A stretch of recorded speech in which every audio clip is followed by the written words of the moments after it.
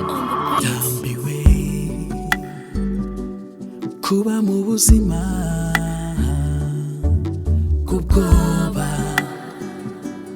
no guhangayika n'ibitekerezo bipfuye bihora bindwaniramo.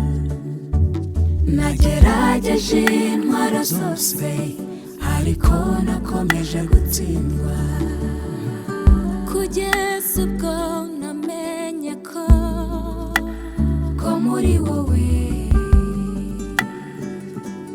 hari ubutsinzi.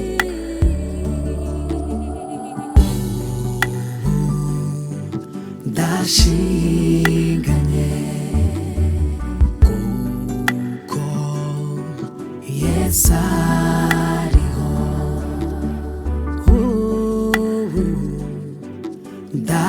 Ndashinganye kuko Yesu ariho.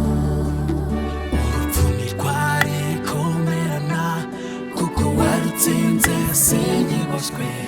Nazankuye zose warazirangije singikangwa n'imirindi y'umwanzi.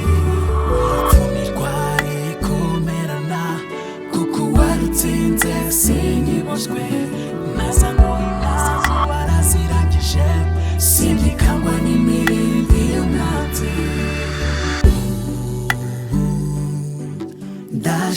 Ndashinganye kuko Yesu ariho.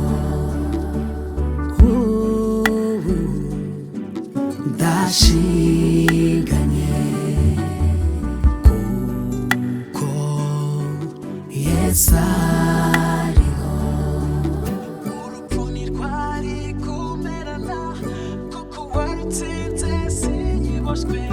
Nagerageje intwaro zose ariko nakomeje gutsindwa, kugeza ubwo namenye ko muri wowe hari ubutsinzi.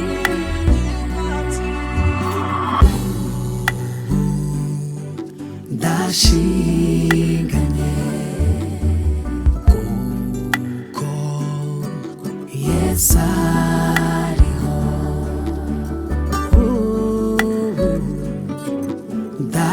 Ndashinganye kuko Yesu ariho.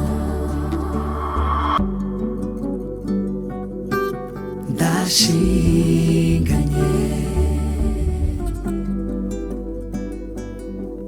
Yesu ariho.